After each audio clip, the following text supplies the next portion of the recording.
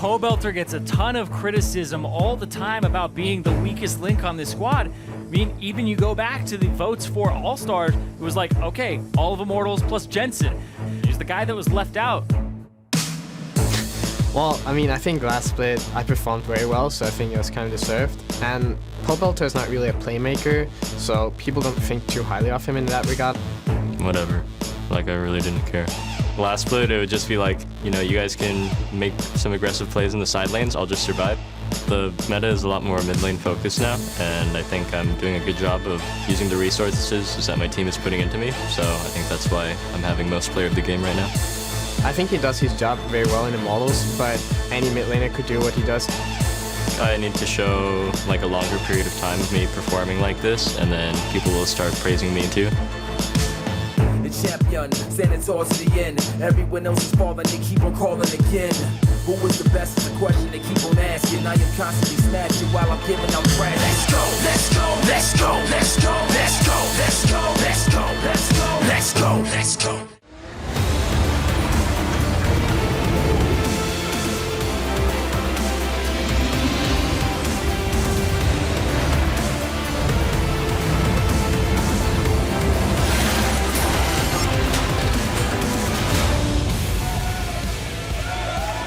Let's go, everyone. It's Sunday, a sunny Sunday here in LA, and the North American LCS is locked in and ready to roll. Fans are eagerly awaiting matches to get underway for an afternoon packed with their favorite teams and top competition. GBM arrived at the studio a short time ago for Energy's game against Echo Fox, meeting Froggen before heading inside. Good buddies there. Of course, they will have to face off against each other in the mid lane. TSM are going to play in our first match in the battle arena, arriving as a group, always in solidarity, and they're up against CLG here, sporting their American flag colors. Stixxay and Aframu going to be in that bot lane up against Doublelift and Biofrost. Thank you for watching with us on this 4th of July weekend, everybody. I'm James Dash Patterson, joined by Mark Zimmerman and Alberto Crumbs-Rangifo to help break down the desk and the games as the day breaks through. How are you guys doing today? Pretty good. Excited. Pretty good? Just pretty good? Yeah, just pretty good. Just pretty good. I'm here instead of getting hot dogs and Well, the chilling. 4th of July is tomorrow. I know, but like, you don't celebrate today too? Listen, what matters was that it was Canada Day before, and that's where it's at. Yeah, exactly. Crumbs is like, you don't celebrate July 4th? I don't even celebrate. What do you just like wear all black? Crumbs just sits Like in front of his computer sit in the the whole corner day, yeah. and drink water? I just play League. Yeah, that's lame. Anyway, right off the top, honest, let's talk about our match of the week with 2nd and 3rd place going head-to-head as Cloud9 takes on Immortals. This is a big one. Of course, Cloud9 did get knocked down a peg against Team Liquid on Friday night, so they're definitely hungry for a win here against Immortals, as well as the fact that they got beat by Immortals first time around 2-1. Yeah, but Immortals continues to look very solid. In their macro game, their picks, the way that they commit, it's more reminiscent of how they were playing in the previous season, but a little bit more refined. So I'm really excited to continue this team. But again, a bit disappointed with Cloud9 dropping those games against Team Liquid, which, granted, some of them were Team Liquid played rather well, but I would have expected Cloud9 to continue rising as opposed to meet a stump. Yeah, I think that was the big concern, was that after that first game, it didn't look like, really close games. A lot of times, like, Team Liquid would jump out to an early lead and then kind of control the game. Maybe there's like a Baron seal or something to make it closer, but at the end of the day, it was mostly Team Liquid controlling. So I think a lot of people are going to look for a stronger looking C9 for today, but it's still going to be a really tough matchup to win. Just hopefully they play better. We saw the top of the show teasing a little bit that mid lane matchup between Jensen and Pobelter. Give me your thoughts on that one, as both of these guys have been pretty stellar throughout this split. Well, a lot of the champions mid right now require quite a bit of attention, especially with the vision control. So whichever jungler can path more effectively and impact the mid lane will be able to carry. And they're vocal about that. It's not just a mid lane versus mid lane. Right. It's who can find ways to impact the game. And we saw in the Team Liquid versus Cloud9 matchup how much attention they put onto Jensen right from the start. Oh, yeah. And immediately he was unable to come back. If we see that again happen in the Immortal versus Cloud9 game and any team tries that, then the matchup is going to sway completely because of how proficient these players are. Right, I think the big thing to point out there is the champions, because we're not seeing like someone first picks Azir and then someone counter picks Zed, and then it's just like, oh, you got a solo kill. It's just a 1v1. Yeah. Right, it's nothing like that. It's Victor, it's Azir, it's Ryze, it's these things that want to start moving around the map and influencing side lanes or have people come to them and gank. It's not this 1v1 thing, so it's going to be, even though it's an important mid lane matchup between the two, it's going to be about who can get that teammate ahead versus can they get themselves ahead. Right, so junglers is playing a big role in that one. Of course, we also have to talk about the top lane. We talk about it every time we talk about Immortals. But Reignover now essentially has a split decision, right? Because we're talking about the value of the mid lane and him having to make the decision there, but that would force him to kind of break his attention towards the top lane that he's developed the synergy with Huni over the years that they played together. And I don't think that's going to falter too much, because carry tops are very proficient. We've seen Rumble being banned quite a bit against Immortals. That's true. But the one champion that's kind of making its debut and really having an impact in a lot of these games is the Shen top, a non-carry top laner that can influence other parts of the map. And Immortals obviously is not a team that's going to care too much about the Shen, whereas Cloud9 has been playing quite a bit on it and even banning it in plenty of games. So I think that it's going to be a matter of how well can Cloud9 execute a Shen strategy if they choose to go for it, as opposed to the Immortals, who's just going to try to snowball the top lane matchup in just the regular carries, such as the Ryze. Right, I think the Rumble and the Ryze are the two important ones because those have pretty good matchups into a lot of the kind of safer tanky picks in the top lane, like a Trundle, like a Shen. Right. And so if C9's on red side, I'm going to be really interested to see their pick ban because you know that Impact wants to play more of those tanky things, and Huni's always looking for the counter pick, and it's going to be a situation where you can't really ban out the biggest counters on red side unless they're willing to leave a lot of stuff open mid. All right, well, we at least get one game of each side. We know that much in a best of 3. Now, though, I want to take a look at our player of the game leaderboard as we hit the midpoint of the split here. Some of our big-time winners here, Pobelter and Doublelift, each with 6 awards. I mean, the two of them have had stellar splits. We've already talked about Pobelter a little bit. Doublelift, though, finding his home on TSM and definitely settling in with Biofrost as his duo. I really like that he's mostly just playing Lucian. It's a high-skill champion that you can really just outplay a lot of people on. And we've seen that time and time again. Lane dominant, strong mid-game, which is when TSM is closing out these games and just completely snowballing. So I really like that. And especially because we have seen him be capable of playing other carries as well. It's not like it's only Lucian. It's just, hey, this is my comfort champion. What are you going to do about it? Of course, our 5-time award winners are Bjergsen, Phoenix, and Dardoch. So turning to you on this one, I mean, it's not surprising, of course, that we find players from the winningest teams at the top here, but Phoenix and Dardoch in particular for Liquid, which is the lower ranked of the 3 teams that are being represented here, these 2 guys have each snagged 5 awards. So that speaks to the fact that Team Liquid is winning through these guys more often than not. I think it's just due to them being the most explosive players on the team. Okay. They swapped out Piglet, who probably would have snagged a couple away from his teammates, and they put in Fabi and more utility. He's playing a lot of like the Ashe, the Sivers, the Jins. And so it's really on Phoenix and Dardoch, and I like Phoenix a lot. I know a lot of people are, questioning his consistency, but I think when he has a good game and tries to take over the game, it's like almost unmatched in the league. We saw he had these games where he's flashing in 1v4 in the middle of a team fight, and like the rest of the team's trying to catch up to him, and he plays those situations more aggressively than most mid laners, and I think that's why you see him pick up a lot of awards, because when it goes right, it's like, wow. All right, I'm going to put you both on the spot here. Anyone pick somebody not in the top 5 here that you have as a dark horse for, MVP or player of the game honors near the end of the split?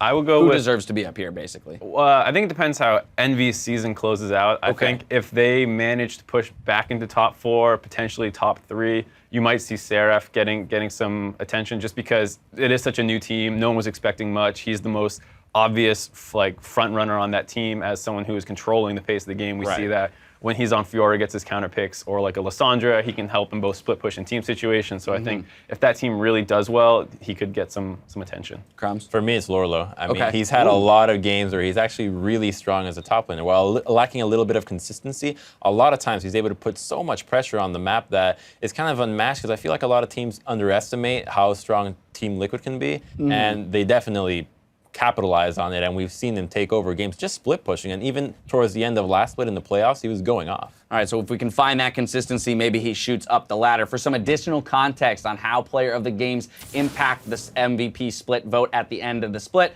check out our breakdown on lolesports.com. We got all the info up there for you. Now, though, it's time to check out the current standings ahead of today's matches. TSM is top of the table in first place, followed by Immortals in second. Cloud9 has sole possession of third, with fourth place shared by Liquid and Envy. Another tie between CLG and Apex. They're in that 6th place slot, and the bottom 3 teams rounding out the league. Now for a look at the action happening on both LCS streams today. Viewers of NALCS1 will see Counter Logic Gaming take on TSM, followed by Apex versus Phoenix 1. And make sure to tune into NALCS2 if you want to catch Echo Fox versus Energy and our match of the week, Immortals versus Cloud9. Immortals and Cloud9 meet in the Battle Theater for the 2nd series today as C9 challenges Immortals 2nd place in the standings. Now, of course, though, through the movie magic or the TV magic that we have at our disposal, we've summoned Reginald onto the desk. Unfortunately, Hotshot GG is out due to illness. We were supposed to have the both of them. That's okay. Crumbs will sub in and help me with some asking of the questions. But my first one to you, Reginald, is TSM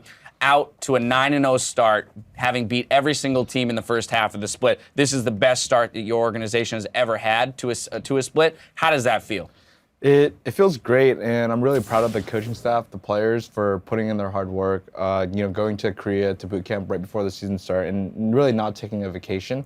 And so overall, I'm really proud of the guys. As you guys all know, it doesn't really matter how well you do in the season. It's about playoffs, and I really enjoy the hype, and I'm happy for it. But at the same time, I'm kind of scared, right? Because I want our players to do well playoffs, not the season. And, if you look at last season, Immortals, they went 17-1, and all their hype was attributed to their coaching staff. But at the end of the day, they went to playoffs and failed miserably. And so I just don't want that to be the same for TSM. So what's the fix then? What do you learn from Immortals' story from Spring Split, and how do you make sure that that doesn't happen to your roster? It's something that's happened to our roster multiple times throughout, the last few years, where you go into this mode where you're pretty much unstoppable, you play really well, and you're winning just purely based off of individual play. And you look at IMT games, Hooney's just stomping, Ranover's just stomping, Turtle plays well, Pobelter's playing well. And you get into this mode where you stop caring to improve, you stop caring to expand your champion pool, and you get stuck in this mindset where, why do I have to do something else if I'm already winning with what I'm doing now? Mm-hmm. And that's where the coaching staff plays in, where they have to bring the players back down to earth. They have to make sure the players are focused, make sure that the players are playing the right champions, and make sure that they don't get complacent. And I didn't see that on Immortals last split. So for this split, every single time we win after an LCS match, I'm always like, hey guys, in our chat, I'm like, hey guys, remember, it's not about our season matches, it's about playoffs. So I hope that's enough to remind them. I went through a lot of that myself as a player, and so I'm hoping that we don't go into playoffs really cocky this year. So as TSM entered playoffs last split, they saw a surge of improvement, and it was credited to Weldon and the coaching staff kind of getting in there. But I think that as a team, a lot of the motivation comes from the players themselves, and how well can the coaching staff continue that innate motivation that the players have all the way till the end. Since you've mentioned that your goal is to reach the end towards the Worlds and playoffs, how does your coaching staff help the players maintain that motivation for not taking that break and going for so many hard hours of work, where we've seen players around the age that 21, 22, they kind of burn out and they're not able to really give their best every single time. But here in TSM, we've seen them trying to do that for months ago and keep going. So how does the coaching staff, particularly Parth and Weldon, assist the players in maintaining that motivation? So for last split, it was a little different, right? Because we got rid of our whole entire coaching staff mid-split, and I stepped in to work with the players. But it's really important to have a figure that the players respect. And because I've been a player for 5 years and I was a shot caller for our team, and I was very successful as a player, it's a lot easier for me to go in there and fix problems because the players are really willing to listen to me. They have a lot of respect for me. So it was really easy for me to go in there, understand the game, and help them figure out their problems in order to do better at playoffs last split. Overall, Bjergsen and Doublelift are the leaders and captains of our team, and whatever they do reflects onto the other players. And Bjergsen and Doublelift have insane drive. They really stepped it up last split. When Yellowstar wasn't shot calling on our team, Doublelift stepped up and did most of the shot calling for our team during playoffs. Yeah, so Doublelift, he was telling me, I can't do it. I've never been a shot caller. I've been a mechanical player my whole entire life. Right. How do I do this, Andy? And I'm like, Double, I believe in you. You got to do it. You gotta shot call, because he wasn't effective in lane. Doublelift, as a player, he's always won based off of his superior mechanics, playing Vayne, playing high mechanical champions where he outplays his opponent. And now he's in a role where he's not winning the game through his pure mechanics, but he's winning through shot calling. So I went in, I helped the team with overall team strategy, and he took it upon himself and the whole entire team. Every single morning, they would watch VODs for 2 hours before practice. Out of every single team, no other team does that. And, last split was not about individual play for us. It was about coming together and playing well as a team. We lost to CLG at the last match, but you have to look at it from the whole season standpoint. We were 6th place, and we went to playoffs, and we did so well. Right. I was really proud of the guys. Huge improvement out of them from that split. Yeah. Of course, it's carried over to this one. I do now want to turn to the matchup that we have today. You're playing CLG. Did beat them in the first series that you played in the split. That, of course, was 5 weeks ago, so some time has passed. But it's kind of interesting. Most of the time when we come into a TSM-CLG matchup, there isn't necessarily a favorite. A lot of times the teams seem very evenly matched. Here, though, I think almost everybody would probably call TSM a very clear favorite in today's best of 3. So for you on the outside, though, how does that change the way that you guys approach the matchup? Is it higher stress because now if you lose, it's a bigger deal? Is it less stress because you're more confident? How are you approaching this series against CLG? To be perfectly honest, since the start of the season, I handed a lot of things off to Weldon and Parth. So they're in charge of the players' complete mindset. But I have complete confidence that they're going into the game with the right mindset. Weldon and Parth has done a fantastic job this split. I'm really hoping it continues because from my standpoint, it's hard to tell how effective they are right now. But from what I see, they're really effective. I'm hoping that they come in with the right mindset. I am pretty sure that every single game we come in and play, we're not like, hey, we're the complete upper, we play like we're the underdogs essentially. We don't come in being really cocky. We always look out to play the right champions every single week. So with the mindset, I think that we're just coming into it as any other match. We're gonna go and try our hardest. I think that CLG does have a pretty good shot. Okay. It's not as low as everyone thinks. I think it might be a 60-40 to our favor. Right. But at the same time, we had a couple shaky matches this split against Echo Fox. Against P1, we beat them, but the first game, it wasn't as clean. Gotcha. So it's really important that we stay with the mindset that anyone could beat us. So one thing that I've noticed that TSM kind of does differently that other teams aren't doing is they have a big sense of camaraderie. The players really seem to be friendly with each other, and that's something that's been brought from usually traditional sports, kind of have that attitude with players, bonding as a team and bonding for the love of the game. How much do you attribute that to the TSM success, as well as do you think it's really necessary for a team to have that sort of atmosphere where the team just really enjoys playing with each other and respects each other, not just as players, but as people? Yeah, that's the type of environment that we've always created, even with recruitment. And every single season I do recruitment, and it's really important for me to recruit players that are down to earth, that are humble, that are willing to learn. Because this game changes so much, you always, at one point you're the best in this patch, and it's an assassin patch, and you're super good at assassins, and you do super well. And the next patch can just be about mages, and that's totally not in your element, not in your playstyle, and you have to start from the ground up. You have to recognize that now I'm the underdog. I have to do the improving. I have to be better, and I'm holding my teammates down. When you recruit players that think they're better than God, that they're the absolute best, then they're not going to improve. They're going to be like, no, I'm good at assassins. We should stick to assassins. There are a couple of players in their careers that always force their team. Actually, I don't want to call player names. I was going to. That's fine. That's fine. Yeah. There are a couple of players in their careers where they force champions on their team and it's not the right meta, and they end up losing their team playoff games. There was a player on Cursed, that forced a Kali onto their team, right? There we go. No idea who that is. And they lost playoffs just because they want to play off-meta champions. Right. Or so I try to structure my team around making sure that players are willing to work together because this is a team game. You look at SKT, everyone attributes FLICKR for being an absolute god. The game right now is more of a team game than ever. Yeah. So every single time someone does well, it's because your teammates are supporting you to be able to do that. And, when the credit goes to one single player, it's really easy to get a big ego. But I try to really instill the teamwork. And ultimately, it shows with Yeah. the TSM roster, especially this one. These guys have had smiles on their faces when they're winning, and they definitely look to be working together. I got to push us ahead. I want to ask you if there's anything else you'd like to say. I know that Hotshot is not here. Generally, we get a little bit of trash talk between the two of you, but in terms of this matchup, you said 60-40, so maybe cautiously optimistic about it. But any final words on this matchup in particular before we get started?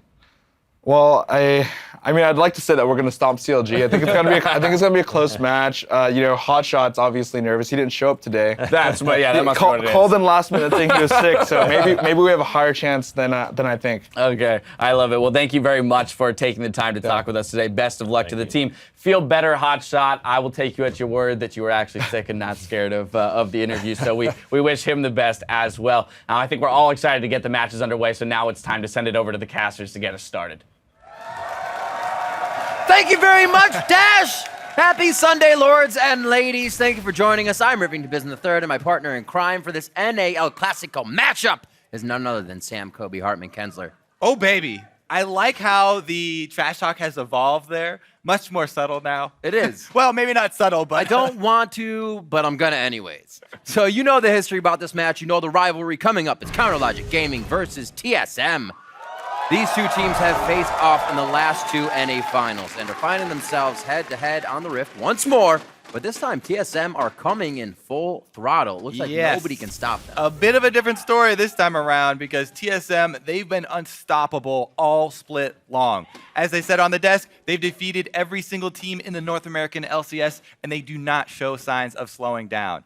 Unlike their performance in the spring split, TSM, they are coordinated now. They're much more proactive, and they're playing really well around Bjergsen, who has returned to his throne as the king of the North American mid laners. Jensen has been knocking at the door trying to topple him, but unsuccessful thus far. Who gets the vote this year? TSM certainly a dominant force coming into this matchup, whereas Counterlogic Gaming still finding their footing after a rough first half of the summer split here. Yeah, and you can see them there. They found their power in the MSI jerseys. They're trying to channel the success they previously had, but you're right, CLG, they have had a struggle in the beginning of this season. However, they won their most recent matches versus FLICKR and Energy, and hopefully this will give them a boost of confidence because both of those series were 2-0s in CLG's favor. Right. Who he's been looking better yesterday on Vladimir and Rise. Those are very key champions for him. Probably will be focused in the pick ban phase this time around, and the chances may be small for him getting those again.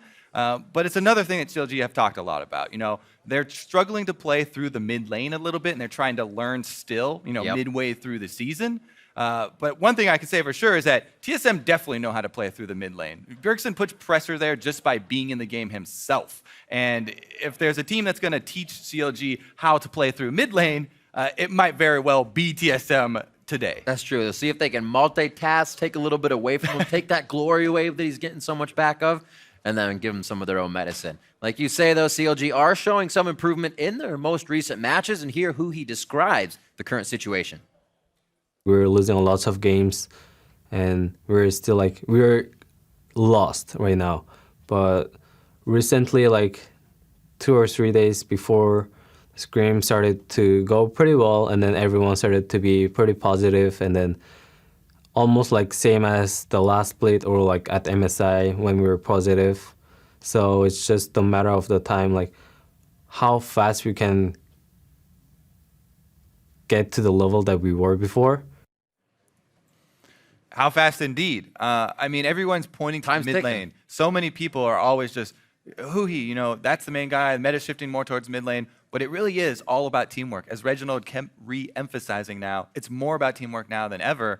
And if we're talking about Champion Select, Stixxay has not picked up the 3 main new AD carries, those utility Ashe, Sivir, and Jhin. That's right. They haven't won any games with those yet. So maybe there's a lot of different factors, obviously, that are going to go. Kind of stuck in their ways. Hopefully teamwork can make the dream work. And now we're going to go over the starting lineups to get this match underway. That means first up, it is Counterlogic Gaming. That means it's Darshan in the top lane, Xmithy roaming through the jungle, Huhi trying to control the mid lane, Stixxay at 80 carry, and Afromu bringing out the plays from support with Coach Zix. And facing them on the Rift will be TSM. Up top is Haunter in the jungle, Spenskaren, mid, Bjergsen, 80 carry, double lift, support Biofrost, and Coach Parth on stage with them. Hopefully CLG can do without having Hotshot GG, obviously bedridden today from being sick. Reginald behind the team, sporting the jersey, but like you said, Counterlogic Gaming trying to bring the strength from MSI back with the jerseys, and who he says it's all about a matter of time Has that time happened since we spoke with Yeah, Steve? and you know what's brought CLG their success was their super emphasized focus on teamwork and team play. When they rebuilt their entire team, when they got rid of Double Lift and brought in Huhi and Stixay, a lot of their success was due to how well these guys worked with the rest of the team, and that's what brought them success at MSI. They're trying to return to that now, both physically with the jerseys, as well as in game. In every way possible. It looked like they were having fun. Huhi getting one last yawn out before the competition begins. And we'll see what the bans are. The Swain actually banned out here for Haunter. He's been Aurelia Swain, but they choose that for the worst of the wear. Yeah, 13 straight games Haunter has played either Swain or Aurelia. Everyone always points out Double Lift. Okay, he's playing Lucian only, but Haunter's only been, he's a two-trick pony, basically, if people are going to try and, tunnel vision on that. But that really just comes down to TSM have a very clear plan for how the game is supposed to be played right now, and there's just that checklist of champions they go down, so there hasn't been much variety, and they haven't had to have much variety because it's so hard to ban any one person on TSM out. They're all so versatile. There it is, though. That's not banning out Bjergsen, but it is Bjergsen's most played champion for this split, stealing away the Azir. It's something that Huhi has put a bunch of work on. He has trained very hard after he had some highlight blooper plays at MSI. Yeah. He took that upon himself. He's trained with the champion very much, and he feels very confident in it, and the rest of the team are backing him up with it. Just a few of those all Emperor Divide misses, but those are calibrating That's the ults. thing, though. Like, it sticks in people's minds. Smithy there, the guy on camera as well, has had the same thing happen. You can't let the community perception get in your mind. You can't let one mistake deter you from playing a champion. You got to get back up on that horse or back up on that Emperor and go right back versus Bjergsen, which is the stiffest competition in the mid lane. So this will not be a light game to play that assassin. Plus, Svenskeren on the other side. If we jump over TSM side, early draft here for the Elise, one of the most high-pressure junglers, especially for attacking mid lane, because there's so many angles you can cocoon from and repel into the lane. We see that combined with the Sivir comp already. We'll see how TSM rounds that out. The Braum to slow things down. Hopefully that Glacial Fissure disengage the fight. They actually have quite a way to stop TSM from getting in. The LeBlanc and the Bard locked up, though, for TSM. There it is. They talked about it a little bit on the desk. Oh, it's not about Azir and then counterpick Zed to try and 1v1 kill him. Hey, it is. It's LeBlanc. Bjergsen LeBlanc, nonetheless, trying to take that assassin and looking for the kill pressure. If you didn't see that before with the Elise pick, it's so clear now. This is going to be Svenskeren and Bjergsen trying to take down Huhi early on. So he's going to have to play defensively. He's going to have to try and dodge these cocoons. There's a lot of things you can do, mind games with Azir. Incarnation, Jensen was the one displaying this yesterday. I got stuck in the past there actually for a second. But he's displaying some of the mind games, delaying when you're going to go for your dashes, save your flash, things like that. But the point that you brought up earlier, Riv, about the Braum lock-in with the Azir is definitely worth re-mentioning because the double wall is very, very secure for team fights in the later in the game. However, TSM have the best early game stats of any team in the North American LCS. The fastest game times and the largest early game leads.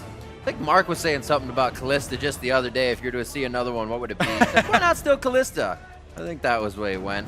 Alframu is going to lock in the Jax for Darshan, but again, you were talking about the 80 carries, and now he goes over to Kalista instead of those main. Yeah, there's so much to talk about in this Champion Select with CLG because there's so many very clear trends with them as well as TSM. The Jax for Darshan is undefeated, 5-0 so far in Summer Split. Meanwhile, Stixay, that lack of the new utility 80 carries that we talked about is still there. He's not playing, or they're not getting wins on the Jhin, Ashe, and Sivir. Now he's going back to the Kalista, and this is more reminiscent of stuff that CLG played at MSI, save for trading out a split-pushing top laner, and Darshan used to have the Maokai when they were over in China. On the other side, though, no surprise there. Swain was banned out. The other one we mentioned, Riv, Aurelia locked in for Haunter. He's going to take it up there to try and go toe-to-toe with Darshan. I'm going to love this battle. Also see if TSM does the early jungling with Svenskeren to kind of get Haunter a bit ahead. He wasted TP. There's so much to watch in this early game. And we got Bjergsen on his first LeBlanc of the summer, bringing that out, something he would bring out almost every game in the past. And they talked about versatility as well for TSM. It's not that they only have the one strategy or they only have the single champion that they're playing. It's up to the other teams to push them off that single strategy and push them off onto different champions. Yeah. Opening up with a blind pick Azir is something that's going to do that. TSM are going to jump on that, try and counter it. They have the early round Elise and capitalize on that with an assassin for Bjergsen. I am excited to get this one underway. This rivalry runs deep. Show off your allegiance on Twitter using the hashtag CLGwin or the hashtag TSMwin. And we'll keep tabs on the fan vote throughout the match. Keep them coming, keep it changing. If you feel like it's swaying and you find love for a different team in this game, it might happen. There's going to be emotions running high. We're almost on the riff. It's CLG versus TSM. We're going to be into a barn burner right quick. Yes, they are. One of my favorite things about the rivalry, when the chants start to meld and change between CLM, TSG. The thing about this rivalry is, yes, we say it every time, it is the oldest League of Legends rivalry. Two of the first teams ever created, and both of them have had success for very long periods of time, ups and downs. But it's all about how every single new player that's been brought onto these teams, none of them have any of the remaining original players left, but the new players, each one that joins this team, when they put on that jersey, they put just as much passion into the rivalry as the last player. 30 seconds until minions.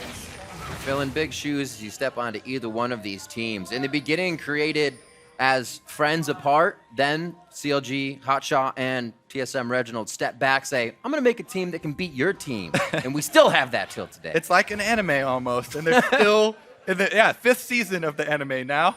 Except we get the answer to the episode now instead of 7 episodes later. All right, well, Biofrost there on your screen getting the deep words in answer to CLGs. This is something that CLG do so often. Deep words, looking for the lane swap, trying to get information early on. Biofrost, though, that guy, he's the newest member to don one of the jerseys in this rivalry. And man, has it fit him like a glove, working so well with Double Lift and having one of the best rookie seasons we've seen in a long time. A little love tap to start things off. Very nicely done. Yep, neither of them getting their Thunderlords proc, though. That is the biggest difference in the early stages. Here comes Aframu. Early attention mid, we thought that would be the case, and true to form. CLG just trying to make a showing of strength here. Yes, we are behind Huhi. We've got his back. Ooh. The answer. No exchanges, everyone just acknowledging support presence in lanes. I wonder how they're going to play this as well, because we always see who he want to push up. If that's something they can just time and say his wave's going up, he's going to want to just get one extra one. They can start attacking that. Already trying to make it hard for him so he can't even push up here. Yeah, the thing about lane swaps, though, is that it does make it so predictable what side the enemy team is going to come from. And both of these mid laners did a good job. Back off to your stronger side. There it is, our first Thunderlords proc. They both get to trade it, though. And the trade goes actually fairly even. Yeah. I like that for Huhi even, because you get the passive out. You don't have to wonder about the next attack if Bjergsen goes low. Yeah. If we check in on how the lane swaps are going, outside of the trading in mid lane, it's all about the neutral camp focus. A slight lead here for Smithy on the Nidalee is faster than Elise, so not due to any really misplays there from Svenskeren. Just champion difference. Smithy actually, you would expect some difference here with Nidalee getting ahead a bit quicker, but he's actually 2 camps or 1 camp and a half, so doing a good job executing even after the nerfs to Nidalee. Makes another pass towards mid, but these are just adding the pressure. You don't have the most crowd control to take down Bjergsen. Stealing the small ones is a big deal to me, actually. People always are like, oh, counter jungler's all about the large monster, and yes, it still is, but there have been slight increases to the value over the past couple seasons in the mid-season changes, or the preseason changes to more value on the small ones. It is definitely very worth for Huhi to steal away the small chickens, and he opts there even to get the Thunderlord's last hit rather than getting that last hit on the minion right next to him. Focusing on champion health. Going toe-to-toe with Bjergsen is actually working out, staying up there in health. Both of them out of potions and close in CS. See where this roam takes Biofrost. He's good, just picking up more chimes, making sure he's getting more meeps and can be that much more aggressive. Never heard so many screams and woos for a missed level 4 Nidalee spear. We LCK now. People are so excited. We're just ready to jump on it. No blood yet. Lane swaps working out so far for CLG, and Smithy gets to make another pass because of his early tempo lead on Svenskeren, but a very leading spear. Darshan gets a stun though! Back and forth, Haunter, he has some time to dance this one out, but it looks like it's going to be a first blood. Haunter valiantly doing as much damage before he goes down, and it's going to be Darshan to finish this one off. Haunter almost 2v1ing. Smithy making the pass here all the way through mid lane, got off to such a quick start on the Nidalee. Svenskeren was back in base purchasing, and he makes the drop down there on the long lane of Haunter. Yes. A bit greedy, no vision, not respecting Smithy at all. Can Smithy actually get out here? A bit of greed for him. Oh, wait, he's gonna go! Oh, the repel. He's only got Smithy or Darshan to go to, and Darshan couldn't close the gap. He would have had to quickly think to leap onto Smithy, but it was all too scary in the end. Anyway. If he had gone on Smithy, you have to get that kill, because if you go on Smithy, you're for sure dead. And it was very risky. I don't know if he would have been able to get the kill. At best, it would have been a 1-for-1 trade. So he aborts mission, ends up burning his flash, and TSM need to regroup because that looks like a little bit of chaos for TSM early on after the unexpected first blood on Haunter. Remember yesterday, Haunter was camped. You know, there's a lot of pressure put on him, and CLG looking like they want to repeat given the circumstances there of him presenting an overextended Aurelia. Darshan getting first blood is one of the worst things for TSM and plays right into the strategy that CLG love, that 1-through run that you know and associate with them. Absolutely. Pushed up a bit too far. If they can start breaking this, maybe get the Herald over to Darshan and make that split even more effective. But now we trade the second tiers. This is where a lot of teams will fall behind with TSM. Don't choose something right away and lose their turret without any gain. It looks like CLG should be able to trade evenly here. Yep. Looks like they're doing a decent job of getting CS for the top laners as well. Aurelia does have an easier time of trying to CS under here. Svenskeren actually heading over, trying to help and allow Haunter some room to go in for those CS, but same thing for Smithy. And I have to say, yes, it's easier for Nidalee to move across the map than other junglers, and she has a quicker clear speed, but Smithy is playing this early game very intelligently. Nice little attack there by Stixxay. Actually pulled the turret tether, so it didn't hit Afro Moo. Mid laners come back, both with that Negatron cloak and refillable potions on the buy. The discrepancy is one more ring to actually the ability tome inside of Bjergsen. So they definitely know they're going to be taking damage while they're farming away. Jungler is helping the side lanes. Like you said, things are a little bit more predictable here in the lane swap. So Buki and Bjergsen know they can kind of go toe-to-toe every so often. 59 to 58 in CS there. Practically even, but that gold lead to Counter Logic Gaming of 1,000 in the beginning. Yeah. Plus their sweet cannon minion and a couple extra range for Bjergsen to pick up. So he'll have a very, very small lead, but both of them have been able to get that Negatron breakpoint, which is what you want early on in most of these mid lane trades, so that you don't run the risk of getting 100%. And both of them still have all summoners as well. Remember, this is a teleport LeBlanc, which is a fairly recent thing. That's become extremely common, but it is gonna. He's Afromu there. What you hope for, your highest percentage of success is that you just force the smite. Kind of a panic move or something from TSM, so they can't give the blue buff over. Best case scenario is obviously that you steal it, but pretty close. No cigar there for Afromu. Much like Graves, he's going to now head down into the bottom lane with Smithy as well. It looks like they might actually decide to try and control the Scuttle Crab first and just do some baiting here with the pink wards. Usually you see TSM doing this first. They're the ones to get that second bottom tier, then they'll be going back for the dragon. None of that has happened, so it seems now both teams could meet here. Teleport up for Darshan as he makes his way back to the top lane, and the Scuttle battle goes to Svenskeren. A little bit of a smite. Oh, Hui! Emperor's Divide, one turret shot for Bjergsen. He's got to figure out which is the right one, and he has chosen correctly. They're going to get the lockdown, concussive blows to hit. Bjergsen gets away with 2 passive shots left. It's now into Afromu, and they quickly make a turn. CLG's forced to retreat. 1 kill for TSM. Oh, which team first? The first team is CLG, and Afromu makes a great play. However, the entire TSM team come and turn it around. Double F pops, the Sivir ultimate, speed boost arrives, and they punish Afromu. Oh, can Smithy get in there? He's got flashed.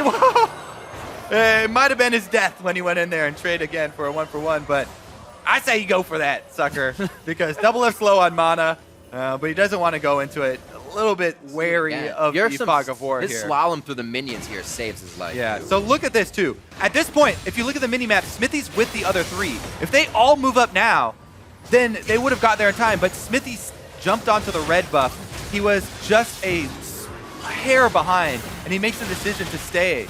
So actually, if you look at it, yes, TSM, they did have the Sivir speed boost to get there a little bit sooner, but CLG, if they had immediately communicated that skirmish, if Huhi was like, this guy's fighting me, come now, and all three of them immediately reacted, they might have been able to at least save Afromu and maybe even convert that kill. But that was a split second right there that determined a lot for the mid lane. All of TSM immediately pop the speed and get up there.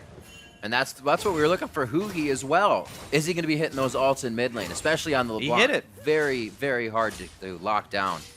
Capitalizes, but unfortunately Bjergsen just finds his way out of the fight. Hanszer looking for aggression here on the death of that minion, has the Blade Surge back. He's just playing the kind of harass game, making sure Darshan has a tough time. Ooh, spear, that one hit. I love the spear love going on right now. Yeah, I know, right? Nidalee is one of those champions that always carries a lot of risk. And so many people have played with the old full AP Nidalees that anytime you see a spear flying, you just have that reaction that's been built into you of death is coming.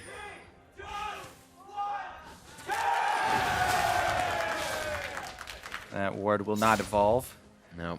But man, yeah, I have to say that one little difference there was, you know, TSM actually coming out ahead in team play, team focus, with them immediately reacting to some aggression. Obviously, the aggressor was Bjergsen, so maybe it allows Bjergsen the comfort of being able to make the call and tell them, hey, I'm going to do this, I'm going to start this fight, and it has to be a little bit more reactionary for CLG, and they have to see the confrontation and then make the choice to come up. But yeah, up until that point, you know, Smithy was everywhere exactly that CLG needed him, and that's a big reason why they had the early lead before. But made the choice to stay on red. Not quite sure if they could capitalize. Check back in with this 1v1 though, Riv. Oh, Transcendent Blades, that's Hansser's healing a bit. Equilibrium comes in, he tries to get more Transcendent with the lockdown on Darshan, so no more damage comes through. What an outplay from Hanszer and a leave for Bjergsen's kill. Another coordinated team play, communication there with TSM, calling in Bjergsen.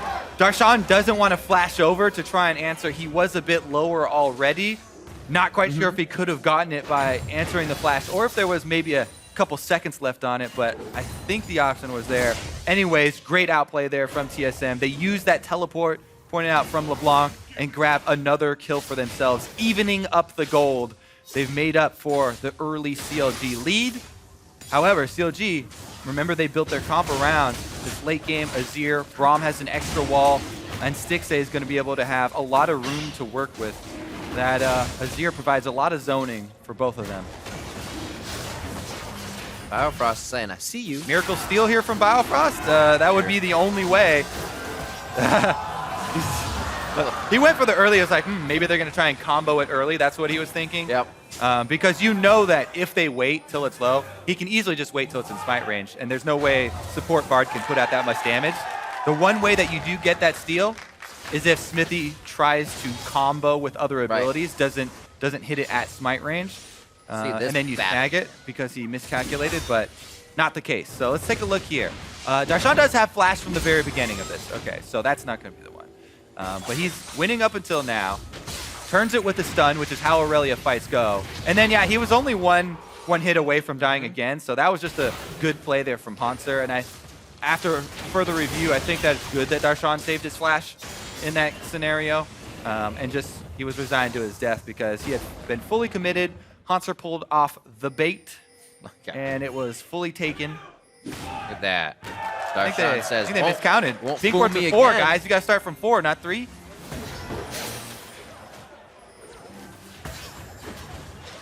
Oh, Red buff Smithy fight. should have it. No, he does not. That goes over to FLICKR. So now TSM says you're going to grab dragons. We're going to get in your face a little bit and try to take away your jungle. And this has been sort of classic TSM for the summer split here, moving in for those red buff steals. FLICKR's been empowered by the success of his laners, and TSM have used this all split long, pressing up, trying to get this ward line that you see here, first line of wards, and then going in for the buff steals, trying to force their opponents to collapse into their own jungle. And it does work there. They're able to come away with the steal, even without a giant gold lead or tempo lead here from TSM.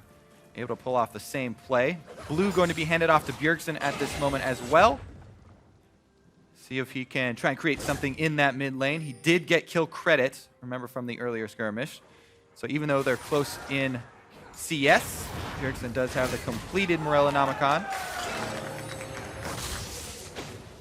All right, looks like we could actually get some cross-map action. I don't think we're going to see Xmithy and Afro take that fight down bottom, but this top lane fight, Haunter then stands toe-to-toe this time, and he actually gets the victory by himself. He's going to have a solo lane of experience now, catapult himself in CS in the bot lane. They don't have to act on anything. Yep, that is going to go from bad to worse for CLG, because this matchup is very much that race to Trinity Force. Now Haunter is going to get his first. Darshan on that back would have wanted to be able to have combine costs, but he only has the 3 parts. And you gain so much efficiency and stats when you actually get to combine the entire item that it's a huge break point, not to mention the level lead for Haunter now, not to mention the CS lead that he's going to have. Darshan going to save his teleport. There's a big minion wave. He's not going to use it to get up there. We'll see if that teleport actually means the difference in a play down the line. Because that's a huge double minion wave up at the top turret that he's going to lose out on right now. He got 2 of those minions. Yeah, and Haunter is 2 levels completely above him at the moment. Darshan cannot take any more of those fights. They need to have extra backup for him. He can't stand alone. At least he got his fully combined Trinity Force. He waited in there while dead, was able to get the combine cost. So things are not as dire as they seem. There isn't a huge item lead. It's just the extra corruption potion, which definitely will help Haunter out in those trades. Have we seen him try and get low to get his stun off, then use your potion charges to heal you back up and get the extra damage as well. Seems like it was almost trying to draw Wuhi's ultimate. Biofrost in a bad spot. Tempered Fate's there. Flashes away and hits Xmithy on the journey. He may be able to get out. He will get out as he makes it to the minion line, but we're not done yet. It's Stixxay. He has the ultimate. Fates could be brought back if they need to save Afro or to disengage this one. Glacial Fissure goes out and spreads FLICKR and the rest of the team. Stixxay charging forward, but it doesn't look like he'll be able to match the damage necessary. Bjergsen looking for the double. The Mimic goes out and Stixxay gets a Q ×2. Almost goes down to that. Looks like CLG will have to retreat. Another quick collapse from TSM. And CLG, even though they got the jump over there, Biofrost with a magical escape over with the Bard. Barely goes down, but... And they're able to get the Raptor kill on top of that to add insult to injury here. FLICKR still keeping up that counter jungling, and look at this. Even though the Nidalee got off to such a great start, FLICKR's now ahead in levels. He's been able to catch up. TSM turning this one back around, play by play. All about the teamwork for them as well. And the next target is Darshan, sending everybody up here for him. Oh no. That TP's down too, so he's got a long walk to wherever he goes. Xmithy tries to right the wrong and puts himself in a bad spot. Now TSM get 2 and top turret. It's one of those games where you start to feel like TSM have more members than CLG playing the game. It almost seems like that, doesn't it? But it's because of the teamwork. Coordinated plays back to back from TSM. CLG now on the chase though. Double lift gets hit. It's going to be a stop back. Cosmic Binding, not really up since they just used it at the turret. Double Lift puts the spell shield on. Can he be taken down? He finds the brush denial. Takes him down. Throws the Q out. The kill over to Biofrost, who he now has walked into a bad spot. Does he want to stay here? And he actually is going to shift out of this one. Top lane being pushed by Svenskeren and Hanser right now, so they get 2 turrets for their trouble in the bot lane. Perfectly played by Doublelift. They sit around, they first exhaust Stixay. He waits out the exhaust. 1 stack away from Braum. Passive hitting is very easy to see, so Doublelift can get the easy spell shield. Let's take another look at this though. So he knows they're coming through. They're waiting for Stixay, immediate exhaust. Then, right as the passive is about to proc, he sees it coming, flashes into the brush is the big part though, because there's no vision for CLG. Stixay can't get his last auto. Doublelift gets the kill. The collapse is first here again from TSM as Bjergsen gets down there, and Huhi can't clean anything up because everyone else was dead already. Got him. Things looking up for CLG. There you go. The Scuttle Crab win. I'll hit the dragon. Make it do damage. Monster leaving that top lane. Looks like they actually want to get down the last bit of defense here in the mid lane with him having that focus right now. Top wave is somewhat pushing for CLG, so they can actually let that just build up and be nice. It looks like it actually might be a little love for Infernal here. The resulting fight may actually mean either team's mid-turn. It is the best snowballing Drake. Perfect for TSM at this moment to tack onto their gold lead. Now their offensive builds are going to mean that much more. They even have 4 offensive builds here. So Infernal means even more for this snowball than usual. Sundisk put up. Obviously, TSM's going to have to go all the way around the outside, and Counterlogic Gaming making TSM march to the beat of their drum now. Push mid lane and kind of dictate that. Yes, Infernal did go to TSM, but they lost quite a bit of structure damage. Yep, CLG still fighting here. They're not going to give away the Drake for free. They take back the mid turret. 1 objective for 1, trying to make it 2 here. Another double sigil coming from Bjergsen. 3-man, there are definitely killable targets as they pop out. The boomerang and distortion combo coming in absolutely takes down Aphromoo right away. They still have a chance to follow here. Stixay using his blades, going to get a little bit more room as Xmithie gets caught up in the end as the caboose to the fight. And TSM lose no members, gaining 4 as CLGs and kills 11-1. And they're turning towards the Baron. Yep, CLG were in desperation mode. They're trying to get back into this game with a strong push down mid. Really quick collapse from TSM though. They're able to chase them out. I don't know if they can finish this Baron, but Hanser is elected to tank it, and they do have the rest of the damage. That will be Baron on top of the Infernal Drake, on top of the gold lead, and TSM making a statement in game number 1, keeping up with those early game numbers. A lot of 20-minute Barons for TSM, whether they're attempting it or winning it off of huge team fights to give them way more control than they need on the map. Yep, the stats don't lie, Riv. TSM coming into this match have an 80% Baron and Drake control rate for those giant objectives. That ult. Ridiculous. And there it is, the follow-up from TSM. Sivir speed boost means they get to chase you down as well. Huhi tries to ult the wall early to dissuade them from following, but it's not going to work. Sven point blank flash cocoon there. And the cleanup is complete for TSM. 22 minutes in, Baron push down mid. Putting much too much security and having just that 1 turret behind them, and then giving too much room to TSM. You have a whole lane to be chased down still. It's so hard to fight against TSM right now. Oh my word, even with that cloak, getting crushed.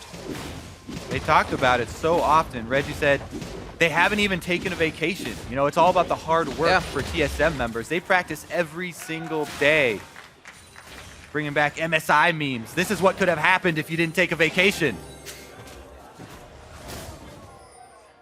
It's been mostly cheers. Now we get a groan. Yeah. It's a little. It's an old one. It's an old meme, and it's a European-based one as well. Out. So TSM though with so much control right now. It's what we've come to expect from them in Summer Split. Kills across the board. The only death here to Hanser. He's on the board clearing mission. Yeah, I was just gonna let that one go. He's got his eyes on the prize here. Still able to hit Aphromoo for pretty good damage. It looks like they're just going to slowly walk out of this one. They have Doublelift up top, Hanser pushing the bot lane. They're really just looking to see if they can get any major summoners or spells out of CLG. in defense. But it looks like they're actually going to take this one as is. Oh. Do they really want Huhi? That's on the hunt. He throws down Emperor's Divide, but everything goes right around it, the wall. Man. It does nothing, just like the goggles. Biofrost caught him right on the coattails there, barely snagging it. That earns them the mid turret as well, though. TSM just skipping ahead to end game now, 24 minutes in. Baron push on the inhibitor turret. Slowly, Baron's up minions for another 50 seconds. A 1 minute push with 18 seconds onto Huhi means they really don't have too much to defend here. Darshan can't just jump into a pile of 5. They have to disperse TSM somehow. And TSM will do that on their own, walking out slowly after taking the bottom inhibitor. Now 10,000 gold in the lead, 25 minutes in. I have to say, it is going to be hard for TSM to not go into playoffs being overconfident if they keep playing like this. It's not just that they're undefeated. It's that way that they dismantle their opponents in the game. If you have to actually look at the play, so complete is the victory. CLG right now trying to recover. They're going into that farm for late mode. They have a Zir to rely upon. They have a Jax that they need to get to his next breakpoint because a full item pretty much lead for Hanser plus 2 levels means that there's no way Darshan can stack up against him. Right now what you have to do is split push the opposite lane from Aurelia. But there's Bjergsen. He's in the opposite lane and you get sniped. Wow. Morello Namakan into that Abyssal Scepter and quickly into a Void Staff. 3-item LeBlanc. It looks like it's riding a bike for Bjergsen on the LB. First time of the summer, and it's just like it was before. Same as it ever was. 25 just over on the clock as it could be the second inhibitor turret going down. Counterlogic Gaming putting quite a bit of resources here to get each wave cleared. They really have Huhi to help on that. Stixxay can do what he can from the back, but he's got to get into a dangerous spot to help that wave get away. Yep, TSM knocking at the doors from all sides. Bottom inhibitor already down, so they've got the extra pressure. Now there's a Mountain Drake coming up, but they don't really need that one to end the game. They're so far ahead right now. They'd probably just rather another Infernal. Oh, they're going for the 1v1. Too bad. 2v1. Still almost got him. It feels so good when you can do that as any champion in the game. And right now, Hanser feels unstoppable. Darshan getting taken down by Bjergsen. Darshan just came back up. We saw him go down at red. He can almost provide nothing for the team here as he's been focused. After he got the first kill, we saw that happen onto Hanser. And TSM just said, nope, not again. We won't be fooled. We're taking the rest of the map in the next 20 minutes. And it seems like they've done so. 15-1. Possibly losing another here, 16-2 now as they also pick up one in the Retribution kill. The Nexus is the next thing to go down, and that's in the eyes of Team Solo Mid. A sub 30-minute game to start off the rivalry in this best of 3, and TSM take down CLG in game 1.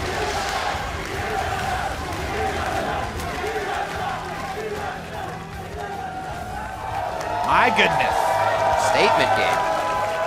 An impressive victory there for TSM. And CLG, they need to regroup after that one. Yes, that was a very complete victory against CLG, but this is a best of 3 where that doesn't matter anymore going into game 2. You have to focus completely on game 2. There were positives for CLG in the very early stages. When Smithy was getting ahead in the jungle, he was a bit ahead on tempo, and then they started to have a couple of mistakes there. A lot centering around the split push with Darshan. Yep. And unable to recover from that point. So you have to start at the very beginning here from CLG because TSM, they've been an early game team. They have the fastest average game times and the most giant early game gold leads. I know we have a lot to talk about. So does the analyst desk. We're going to let them do it first because we get all next game to talk about it. Now to review all the big moments from that TSM win, we're going to toss it back to the analyst.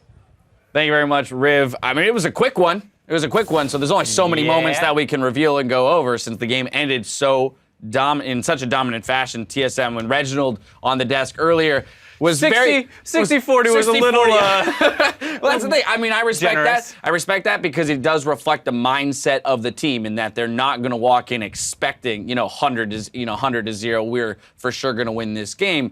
And it allows for performances like this, right? absolutely. To respect your opponent, but still look dominant. The players look up to him, and if he sets the bar for the mentality that the players need to have, they go in respecting their opponents, not getting too cocky, the performance is going to be more consistent. So good on them. Absolutely. Well, let's dive right into this one and kind of pick it apart. Let's look at champion select and start with that. You know, it's funny at the beginning of the day you talk about, you know, we don't see the Azir Zed matchups. We do see the Azir LeBlanc matchup in this one in the mid lane But today. I think the reason why the LeBlanc came out is not for the matchup 1v1 itself, but Okay. for how LeBlanc can affect the side lanes, particularly because of Jax. So if you leave Jax open, CLG has shown they're going to take Jax into anything. Right. And Jax against LeBlanc is a very difficult matchup because when LeBlanc hits her spikes and she's able to roam to the side lanes very freely, Jax has no chance of defending against that. He can be dove, he can just be constantly punished. And we saw by the time they came to grouping, Bjergsen was just popping Darshan left, right, and he was unable to do that, and he wasn't even winning the 1v1 matchup. Well, a big thing too is, you know, he didn't take Ignite, right? It wasn't like he was like, Right, I'm gonna TP. go fight Huhi and kill him. He brought TP to assist in these 1v1 side lane fights that are gonna happen between an Aurelion and a Jax. And that was just kind of the theme of the game for TSM, right? Was that it wasn't one individual player, as we see CLG on your screens now, kind of re-gearing for game 2. They're going to have to diagnose what the issue was for them and come back stronger. But continuing on the TSM point, it really was this game, as most of their games are, this split about teamwork. It wasn't, I'm going to beat you in my lane. I'm going to, I'll beat this guy in my lane. And then we'll meet each other at the Nexus. This was very much a team effort, showcased very early on. Only 9 minutes into the game, we see First Blood come out in the mid lane, but it's because TSM, very smart response to aggression by CLG. Right, I like how if you just look at the minimap right now, both teams are totally clumped up on the bot side in the river, and when Huhi starts going for this fight, you can see just how much faster TSM decides. I mean, obviously they have Sivir, but Smithy's still messing around on the red buff at this point. He didn't come with the rest of the team the way that TSM all moved together. He could have dropped that red buff to like come to this fight and maybe help influence it, but TSM as a unit all move at the same time, and they all agree that like, you can get back to whatever else we might do later, let's go fight this mid fight. And Well, that's the power of the Sivir ultimate. The collapse is going to be so much faster. well, it's always going to be faster, but the Smithy didn't even come. Right. He's still on his red buff. Like, you can go to that fight and then go to your red buff or something. Like, I don't think it's the right decision to, when a big fight's erupting, to split your team up. Right, exactly. That's only one of the instances in which we kind of saw TSM outclassing CLG in terms of coordination. Another example of that, 18 minutes into the game, we see a dive top lane coordinated by TSM, and then very soon after, a couple kills bot lane. Right, I mean, this is just such a good play by TSM. They crash the wave top lane. Monster starts the dive off. Sven finishes it off. That was extremely quick. Now Smithy's caught out of position with Bjergsen coming in from behind. They pick up these 2 quick kills, and because CLG's thinking that everyone's topside, they want to go really hard bottom. So Afro starts collapsing from the mid lane. He's going to start making his way down. But even though they should win this 2v2, it'd still be close. But with the Bjergsen TP coming in, which CLG probably lost track of, it's just not going to be close at all. Double is able to kite out. Yeah, he had a monster spell shield on that stun. It just kind of pays dividends to the theme that we're seeing a lot of these games where one team is ahead in the tempo. They're making the plays left, right, and center and outclassing the other team. And instead of just kind of taking the loss and playing it a little bit slower, the other team just seems to kind of try to push back against that by making these really rash decisions and not really thinking things through, which happens time and time again in a lot of these matches. And it's showcased here by trying to go for that collapse without Huhi being there. Had Huhi preemptively moved towards the bot side and they would have started that as a 3v3, they could have easily won that fight. But because they're uncoordinated and rushed, it goes poorly. TSM in their huddle now, looking forward to game 2 after a 27-minute victory. They've got to be feeling good, but of course they need to make sure that they walk in, give their opponents the same respect that they did in game 1. I'm sure that's what Weldon is helping remind them about in this brief respite that they have moving forward. Well, I want to have to credit the coaching staff and the preparation quite a bit for this match because I really think the draft was really intelligent because you'd expect TSM to be picking the likes of Lucian, the Bard, or the Braum, or the even Karma the Nidalee for themselves. Yeah, even the Nidalee, champions that they've played time and time again, but they completely opt out for something else that they know is going to be very effective against CLG. I mean, Huhi could have flashed out a Bard ult almost every time, but he never chose to and got punished for it. Player of the game, Bjergsen on that LeBlanc. I mean, we talked about it, his ability to affect those side lanes, taking the TP, knowing that it's not about beating Huhi in the mid lane, it's about beating the entire map. Yeah, I mean, before Bjergsen was the guy that would take Ignite on LeBlanc, and everybody would be like, well, I guess that's your problem, mid laner. You got to deal with Bjergsen. And now everybody has to deal with him by TPing into the lane, so that's got to be scary playing against that. Yeah, I mean, you can see that there were a lot of points in this game where CLG wasn't completely getting crushed, but then next thing you know, Bjergsen shows up, and it's a different story. So. All right, well, that's just game one. CLG still has a chance to strike back, but TSM is looking dominant as ever. We've got to head to a short break before we get to that second game on the back end of this 3.5 minutes. Stick with us. We'll see you soon.